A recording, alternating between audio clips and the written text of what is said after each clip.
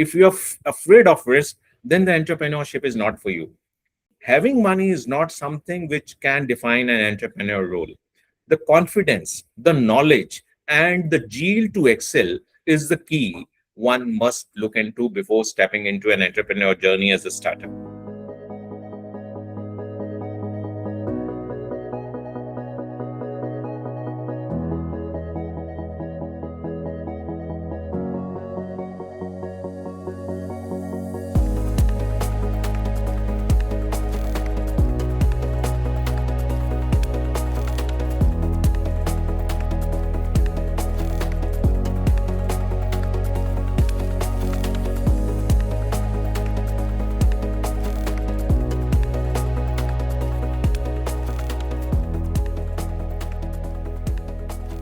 I welcome you all for another episode of Founder Spotlight series on behalf of Tracxn, where we invite various early stage startup co founders to share their journey, some sort of insights, and advice to the youngsters who have startup dreams. Well, today with me is Mr. Sanjay Gupta, who is the founder of Spinoff Technopark. Hi, Mr. Sanjay. Welcome to Tracxn Founder Spotlight series.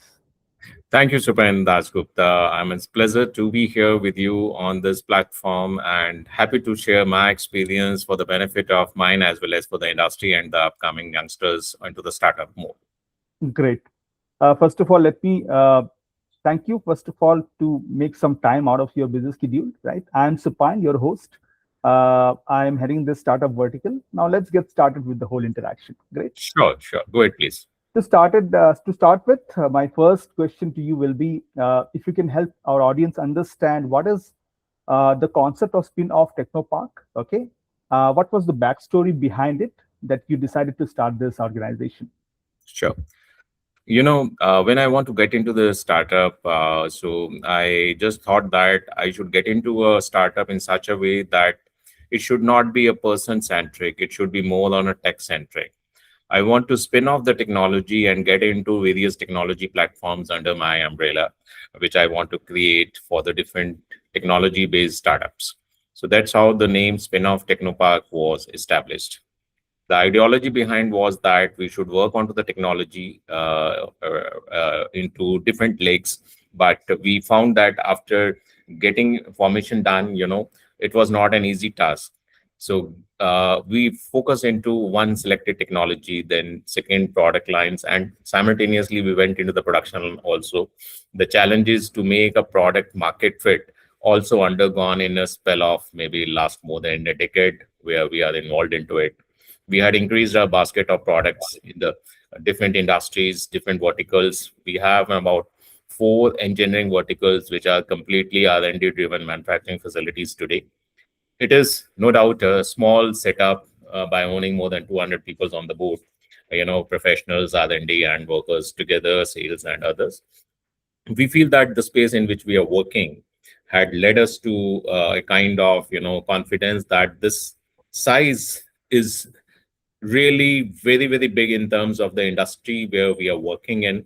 And we feel that the platform through Tracxn, where we have also, taken advantage of the database connected with the industry explorations, had given us a thought that the size of the country has a huge demand into tech-oriented products, making a complete import substitutions for the Indian market. We are trying to work into that space with the help of lot of youngsters who has ability to do engineering and do sales, marketing, digital space, etc., to make a product market fit and to make a product affordable. So this is how the journey of Spinoff has really started. We have different verticals. I can explain it as per the needs. Thanks, Saban. Sure. Good start to the story, I must say. Anything that you are very much excited about in the next 12 months as far as Spinoff is concerned? Yes, for sure. We are married in terms of, clean energy business and, our whole souls, all efforts are going into clean tech space. And we are seeing India getting change done in terms of, the energy space and a lot of interest. We see that is coming not just from the investing community, but overall from the consumption pattern too, where the people are switching to definitely advantageous tech-oriented energies, processes where we can do a better energy conservation as well as energy backup systems. We have this, I just explain you, like the first journey of mine started with the LED lightings, where we found that the lighting is energy efficient. Earlier, we used to burn 100-watt bulb to lighten up, a room. So now it is about 7-watt bulb can give the same lighting. So it is a kind of, saving which is 1/14th in a way, that we are just spending about 7% of the electricity for the same kind of lighting patterns. Similarly, now we are beside lighting. Lighting is there with one of us as a bigger vertical. We had also started focusing into lithium battery businesses also. So lithium battery business is our new tech-oriented R&D platform with the manufacturing space into our city. We are based at Chandigarh, and we have an R&D onto this. We are focused into various application into the lithium space also. When we talk about the various applications, means that like the power shortage, especially in the summer, is almost in every city in the country. So when we talk about every city in the country, every district in the country, there is a power failure, maybe for 10 minutes or 10 hours. It all depends on the different kind of, reasons that where they are connected, how do they supply. So the battery is an indispensable way of supporting the power failures. So the earlier, the lead acid batteries, which used to be the key options only, now has got a kind of a substitute where the lead acid batteries are getting replaced with the lithium based batteries applications. They are most advanced than compared to the lead acid batteries. We found that the life cycle of the lead acid batteries can max be at about average of 4 to 5 years. But in terms of the lithium applications, the battery can be at least 3 times higher than in terms of the life spell of the lead acid battery. With almost very similar price, maybe a premium of 20 to 30% over the lead acid battery, we are getting a product which is almost 3 times more better in life cycle times. So this product per se is changing the complete fortunes of the country in terms of the space in which we are working. So we are very bullish in terms of the next 5 years at least, not just 1 year alone, because the market is such a huge. We are talking about $4 to $5 billion industry, which is energy saving equipments and energy saving centers and energy saving media, which is the battery oriented. So this all needs the lithium backups. So the lithium backup today has not even touched the 10% of the total market size. So we have to see the journey which has to go from 10% to 100% in next 5 years or more or less. Only the time will tell how fast we can convert this industry to a better size. So we are fully and very excited on this sector. So it is coming with a lot of technology also, tech in the sense that how do we manage? There are challenges in terms of the management of these products, in terms of the thermal radiations, in terms of the longevity, in terms of compatibility, in terms of smartness. So these products are the digital electronics products, where we can see the performance on the mobile also. So that is what is an advancement which probably was not seen and believed and possibly can be gauged in when we talk about 5 years before onto the lead acid batteries. But now when we talk about the lithium batteries, it has lot and lot got changed. It is just as simple as smarter like your laptop, your mobile, which runs on the lithium batteries. So you can work it off. We can work it on for 12 hours, 18 hours, the battery survives. So that is what, even to any kind of inverters, any kind of UPS, any kind of data centers, all need power backups. So we are there into that space. Beside this, the lithium application also into EVs in a big way, maybe two-wheelers, three-wheelers, four-wheelers. India is changing its fortunes in terms of dependability onto the fossil fuels, petrols, etc. And we have seen that there is an impact of the prices which is getting hit in terms of the crude international prices due to the war, whatever we are seeing. So it leads to a kind of an understanding that we have to be self-dependent in time to come. But yes, how far we can do it, time will tell. But yes, country and people have started recognizing that there should be an alternate options of energy. And at least for this kind of a product, we have an alternate available, and we are working very actively on it in various domains, including what I explained. And beside that, there are much more there further to explore and implement. Thank you. Got it. Quite interesting to hear that. Talking about some of the challenges, I'm sure you would have faced a lot of challenges 10 years before, or maybe when you started this company. Uh, if you remember, one of those challenges, which was really very much challenging to handle, we would love to hear which was that sort of challenge and how did you cope up with that?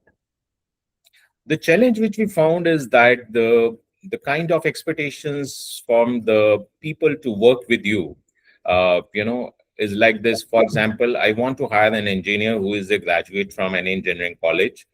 The education system in our country has not given them a practical knowledge in a way that it can help the industry to grow more faster. So they are basically a degree holders rather than a product knowledge holder. They really need to work very very hard, and we find that the appetite of person's maybe scoring maybe 90% is not even equivalent to a person which is scoring 60% also, when somebody have done with the hand some work. So the practical exposure into our education sector, especially for the engineering student, is very much needed if they really want to collaborate with the industry and want to make this another challenge like Chinese companies are doing it. The complete focus of the Chinese students in terms of the university or the college is to give the practical experience and a product manufacturing experience, which is missing in our Indian industry versus the college correlations. And we strongly feel that beside this, we have lot and lot of testing compliances of the different products which are not known to the testing department themselves also. If I The government make regulatory standards without really understanding the pain points, that how these standards needs to be followed. It is more towards like a simple question I just put, like a student who's doing the BTech, he just get a degree. Similarly, a certification is just a certification without really getting into the product optimization and all that. So we had seen that those kind of parameters also to be relaxed rather than a bureaucratic hassles into it. That kills many such options for an industry to make a start. Beside this, we also understand that there is no such industry holding correlations which happens. There are platforms which talks about CIA, we talks about the PhD and all that. That really is not something which is contributing towards the industrial upliftment. It is more of a networking platforms. We do want that all the associations, all the platforms which are being created should really work in such a way that the knowledge can be shared. It is more of a attendance classes and all that, which practically feel is a pain point. We have a constraint in terms of allowing imports, rather than developing the country eco cycles. So today, I'm pained that even the biggest industries are not getting into an R&D efforts. They prefer to buy the imported products and market and sell it. They don't want to burn money into R&D. Who will do the R&D? R&D is the backbone of any development cycle of a product or an industry. Even the government labs which are being facilitated with lot and lot of the funds are not doing justice in terms of making a product to fit to the industrial levels also. So these are all the pain points which we as an entrepreneur, we as a startup has to face.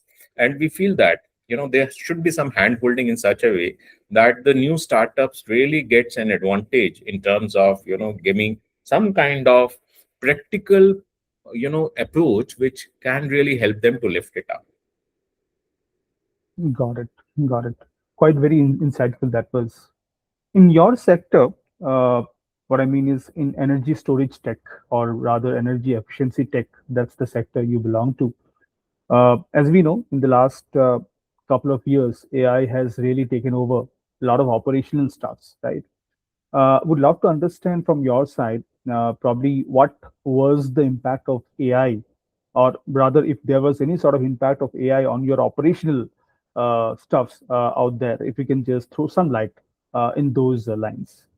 Certainly, AI has contributed to a very great comfort of each one of us to understand what is happening around, and it contributes a lot of positive value addition in terms of our thought process and action-oriented approaches.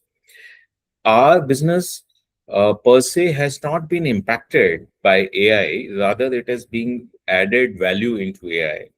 At a click of a button, we are in a position to have more knowledge than what we used to do before.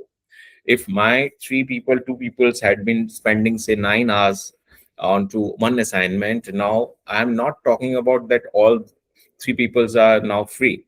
I said that now they can work 4 assignments parallelly, so my activity has been more beneficially with the same team, and it adds value in terms of making any sort of analytical comparisons, and to give an understanding what is happening where and how we can take an advantage of by doing some analytic assessments of our product versus theirs, and some support in terms of AI to design our product, some presentations. So there is very helpful. I am not against AI. I personally feel that AI can be a detrimental to those who are not looking forwarding from the future prospects. They are simply feeling that my 9 hours or my 8 hours is getting killed by AI into 2 hours or 3 hours. Rather, it is an option for you. It is an opportunity for you that you can work for more and more work with the same time slots. So it is not a degradation, it is an upgradation of the technology in terms of Absolutely. giving something to your mind. You are better placed today. For example, if a person today is not having an AI compatible knowledge and he's just working, so he may not be able to rise to the competition. So it is allowing someone to rise much faster. May it be just a entry level engineer, or may it be a CEO level of guy. Everyone has a huge opportunity with the help of AI further. So there is nothing which is getting to be learned as it is detrimental or it is affecting somebody's career. I personally feel that it is on a global platform. You can explore the market, you can explore yourself, how fit you are within the city or within the state or country or abroad. So you have an option to work today for the US client sitting into your bedroom itself. So that's what is the technology. That's what is the AI support systems you can generate. So distance is not a matter now. I mean, the tech is definitely into an advantage, and it is contributing into each leg of our life cycle, whether it is education, whether it is engineering, whether it is manufacturing, whether it is service. Everywhere we find that it is very interesting, and we are quite bullish on it. Quite interesting to know that. Okay. Uh, in terms of fundraising, my next segment will be around fundraise journey of yours. I can see that in 2025 we have picked up angel and seed, right? Uh, just wanted to understand from your side, do you have any plans to get yourself the next round in another 6 months or so? If yes, what is the psychology behind it? If you need that fund, or maybe a lot of investors will be watching this video, right? If you have some sort of message for those investors, we would Yeah, love to for take sure. that from your side. Thank you. This is definitely a very interesting question for me to answer. Fund is a requirement for every entrepreneur, including me. We have hundreds of thoughts into our mind that how do we want to scale it up. When I started this business, I was thinking that I should be a city-centric entrepreneur where I'll be doing the job, means the work for my city and my people in the city. A little time later, I changed to my state. Then now I'm changing to my India. Tomorrow, I'm looking for global presence.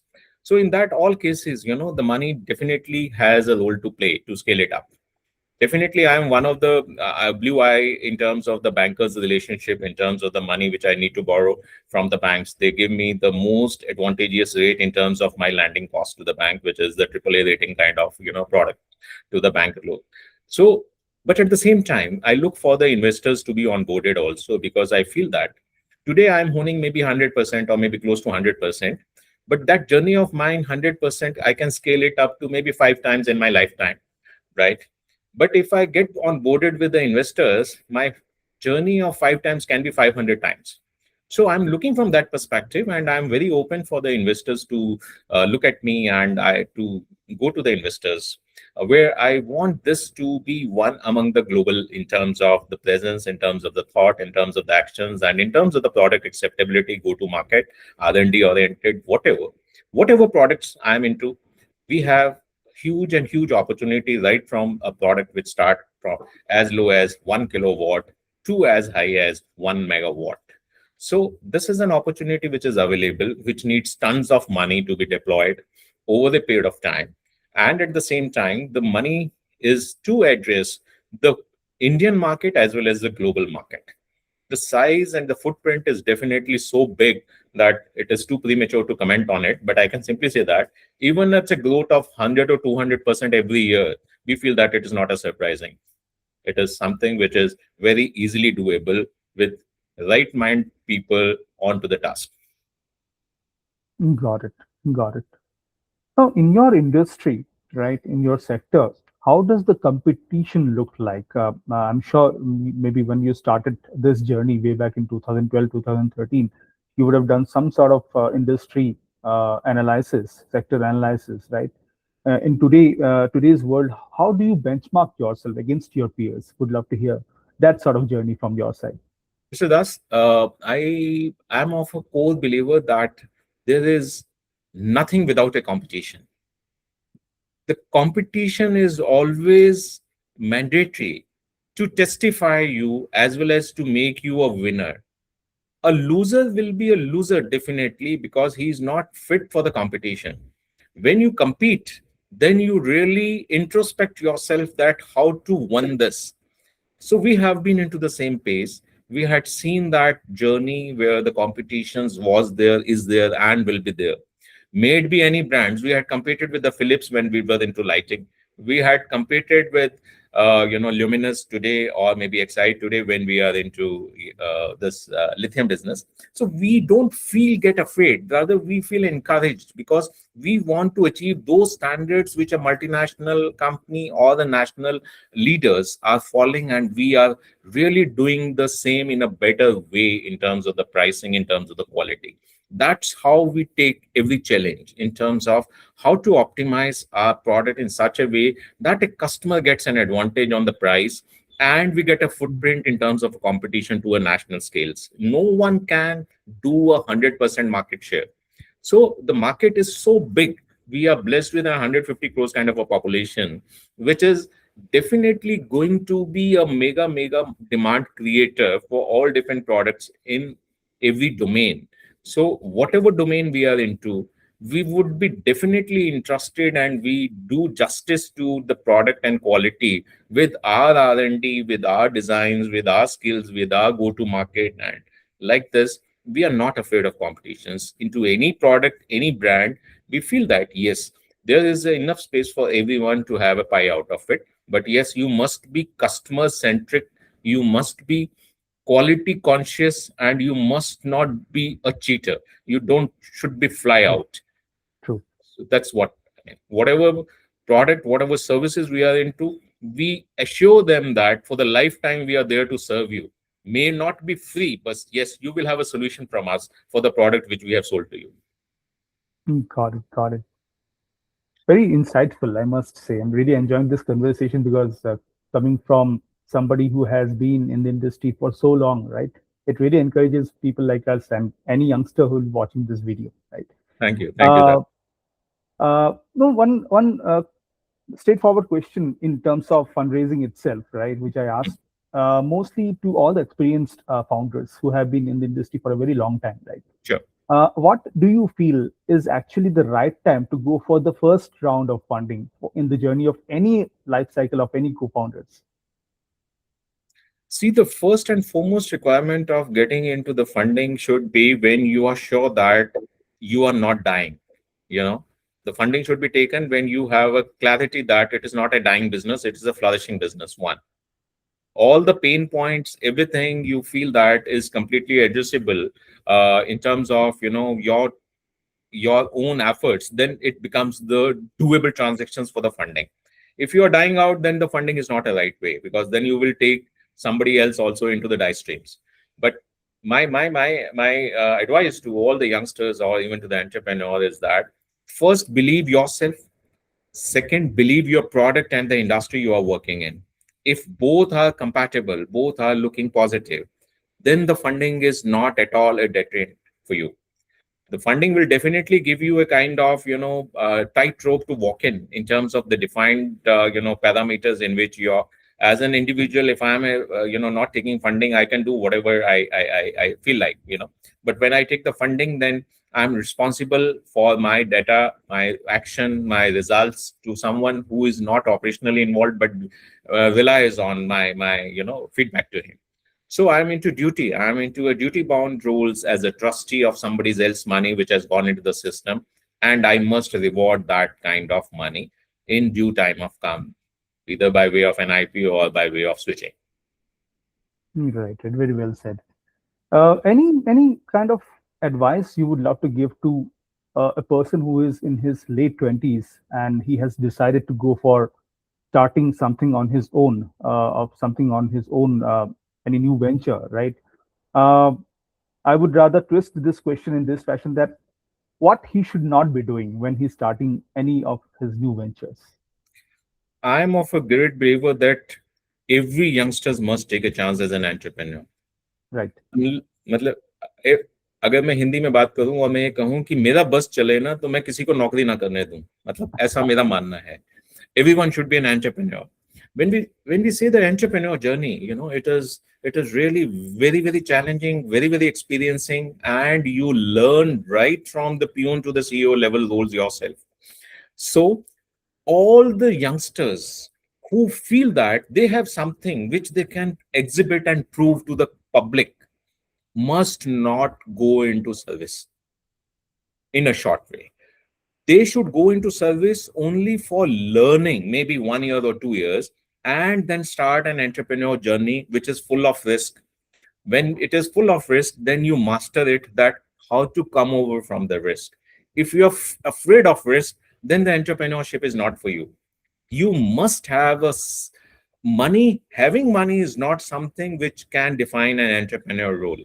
The confidence, the knowledge, and the zeal to excel is the key one must look into before stepping into an entrepreneur journey as a startup.